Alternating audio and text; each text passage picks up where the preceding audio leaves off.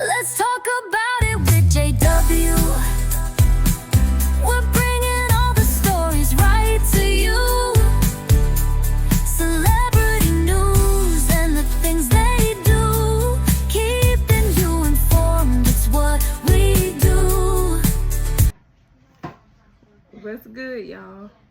Welcome back to another episode of Let's Talk About It with JW. Today, I'm just going to bring you a weekly recap of everything that I have been posting throughout the week, but just kind of in more details. Usually when I post the shorts, I just touch on it real slightly, and what I think I'm going to start doing is just combining them all into one video as a weekly recap. Let's get started. The first thing I want to talk about is Whitney Purvis. I know some people may not remember her, but if you are a 16 and pregnant OG, then you remember her from, I think, season 1. I would like to stop and take a moment of silence for her son. He was 16 years old and he died apparently in his sleep. So if you may.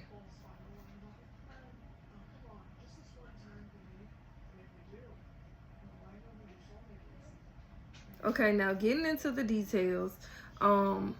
Based on what his stepmama posted, she got up, or they got up at 7 a.m., her and the dad, and I guess they were going into the room to wake him up, and when they went in there, he was not breathing. They attempted to do CPR, however, that didn't work, so they called the local ambulance, and they took him to the hospital where he ended up being pronounced deceased. Now, I don't know if everybody that's watching has children, but I do. And I could never imagine getting the call that something has happened to one of my children. So keep her lifted in your prayers if you remember her, or if you don't, just because you have a heart. Now, moving right along. While we're on the subject of kids, let's get into all the hot mess that's been going on in our celebrity news. Let's start with Duke Dennis. So we found out that Duke Dennis is in fact the father, and he does have children. However, according to a Twitch stream, Duke made it perfectly clear that when he started, he was going to keep his personal life private to protect his children and their mothers. He also mentioned that y'all weirdos out there have took that option away from him, because apparently y'all have been digging and digging and digging until y'all found out that he do have children. And some of y'all are saying that he has 8 kids. Duke denied that. He said, wait a minute now. I have some children, but I don't have no dang on 8 children. So y'all respect that man's privacy. Leave him alone and let him do what he's been doing, being private about his personal life to protect his children. Right along to Mr. Bad and Bougie himself. Cardi out here trying to live her best life with her new boo. But who's in the way? Mr. Bad and Bougie Offset. Offset ain't going for none of this matching hairstyle stuff, okay? He said no, not gonna happen. Offset about to set it off, okay? About these matching braids that Stefan and Wade got. He ain't going for that. He said, that's my child. Don't do that. And I'm going to insert some of the posts that he made on X telling him, you know what? You know what happened to people who play with me and my children? I'm going to show you. I can understand him feeling... I can't understand him feeling like nothing. It's just a hairstyle. It's just a hairstyle, bro. Y'all got my boy 38 hot, but it is just a hairstyle. Last but not least, we're gonna get into DDG and Halle Bailey. Now this situation kind of hurt my heart, because to me they were such a cute couple, and I know looks can be deceiving. I'm not saying what either one of them went through on the inside of their relationship, but what I'm saying is I was rooting for them. I was really rooting for them. They had a court appearance on June the 4th, and it was to discuss their temporary restraining order, the temporary restraining order that Halle had on DDG because it expired on that day, and they're also discussing arrangements, custodial arrangements for Halo. Well, on this day, DDG filed his own restraining order saying that Halle had been threatening to self-harm and to potentially harm Halo, but that was a while back, like a couple of months after he was born. He also wanted to block Halle from going to Italy with Halo. Now, I know she will be going to Italy with Halo. If I recall reading it right in some previous documents, that it was supposed to be a month. That is quite a long time to be without your child, or to go without seeing your child. I don't know how long it's been since he's seen him now, but that is kind of long. But the court denied the emergency court order that DDG filed. The judge said no, it's not happening. This girl is going over there for work, and she can travel with her son. She can travel for pleasure or for personal. She can travel for personal or for work. So the judge shut that down, denied that. So Halle and Halo will be enjoying Italy. Since we're talking about court cases, let's get right into these court updates from this week that I've talked about. The first one is Tyre Nichols. Now, if you haven't heard the story of Tyre Nichols, he was a man that was brutally beaten by 5 Memphis police officers. 2 of them took plea deals in the state case, and 3 of them were acquitted. But in the federal case, 3 that did not take plea deals, they were found guilty on charges. So they all 5 will have a sentence to serve for those charges. And let's get right into what they're being charged with and how much time they could potentially serve. Halle and Mills will be sentenced on June 17th.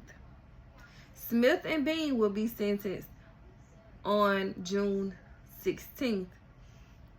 And Martin, he will be sentenced alone on the 18th. Bean and Smith were convicted of obstruction of justice.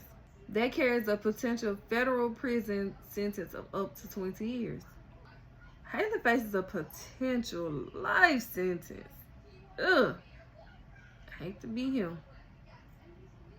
Martin and Mills received a plea deal. So those are the 2 that played out.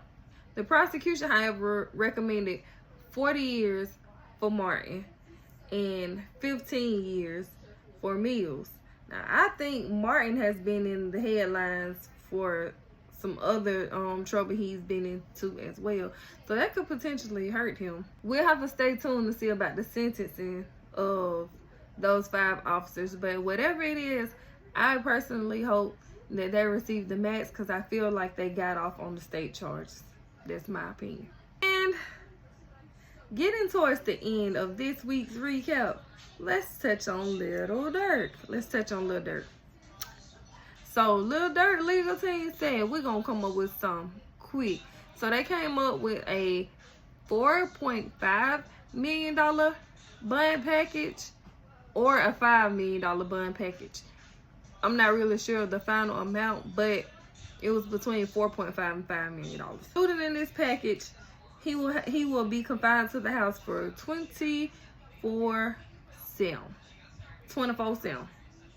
He will have 24/7 security monitoring. I mean, he just at the house chilling, but better than being locked up, huh?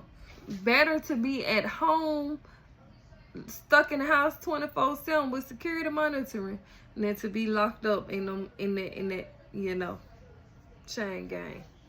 So I think if they approve it, which they have not approved it yet, his lawyer said they're not worried about the statement that LaPab, I don't know how to say his name, but the victim's mom, his lawyer said they're not worried about the statement the victim mom gave at the trial.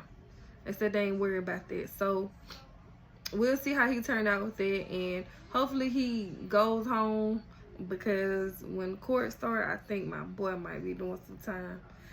We'll see. I saved the longest trial in Georgia history for the shortest part and the ending of this video, because what the... So the YSL trial lasted for about 2 years, and this was a RICO charge that included 2 M's, if you know what I'm saying. I don't want to say the word, but 2 knockoffs. Okay? And out of everybody that got convicted in this trial, nobody was convicted of an M charge. How that work? Somebody please tell me, because they were so sure. They were so sure that they had one of the victims' family there ready to give an impact statement, and the judge shut it down. So imagine having this family here prepared to give an impact statement, and nobody there even was charged for it. So y'all been so busy targeting, and maybe I lied, maybe this ain't gonna be the shortest part, because I got something to say. So y'all took all this time targeting these people, worrying about what these people doing, so sure that these people committed these M's, that you created a RICO and you pursued to convict them of this, and you ended up not convicting not one person of those M charges. Now please tell me how that work out. Somebody get that woman out of that office, because she is destroying y'all Fulton County. And with that, I thank you all for watching this video. Please don't forget to like, comment, and that big S word, subscribe. Until next time, until next week, I'll holler at you. Let's talk about it.